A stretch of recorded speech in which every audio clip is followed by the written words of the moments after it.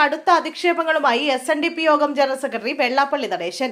മുൻ KPCC അധ്യക്ഷനും മുതിർന്ന കോൺഗ്രസ് നേതാവുമായ VM സുധീരനെതിരെയും മൈക്രോ ഫിനാൻസ് തട്ടിപ്പ് കേസിനിടെ ആത്മഹത്യ ചെയ്ത SNDP മുൻ യൂണിയൻ സെക്രട്ടറി KK മഹേഷിനെതിരെയും കടുത്ത അധിക്ഷേപങ്ങളുമായി SNDP യോഗം ജനറൽ സെക്രട്ടറി വെള്ളാപ്പള്ളി നടേശൻ.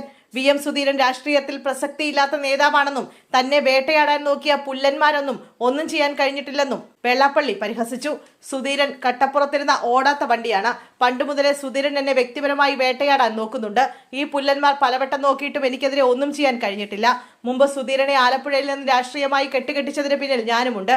ഞാൻ പറയുന്നത് ഇപ്പോഴും ഉള്ള കാര്യങ്ങൾ മാത്രമാണെന്നും വെള്ളാപ്പള്ളി നടേശൻ അവകാശപ്പെട്ടു.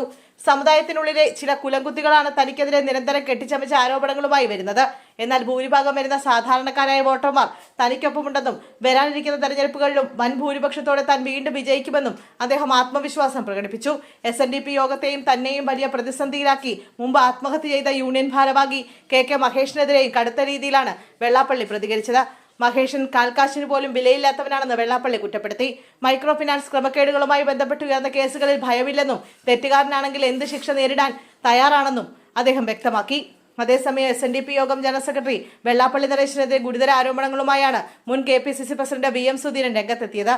മൈക്രോ ഫിനാൻസ് ഉൾപ്പെടെയുള്ള കുറ്റകൃത്യങ്ങളിൽ നിന്ന് രക്ഷപ്പെടാൻ വെള്ളാപ്പള്ളി അന്നത്തെ പിണറായി വിജയന്റെ നേതൃത്വത്തിലുള്ള സംസ്ഥാന സർക്കാരിനെയും BJPയെയും ഒരേ സമയം സ്വാധീനിച്ചെന്നും മൈക്രോ ഫിനാൻസ് കേസിന് പിന്നിൽ സുധീരനാണെന്ന വെള്ളാപ്പള്ളിയുടെ ആരോപണം അദ്ദേഹം തള്ളി.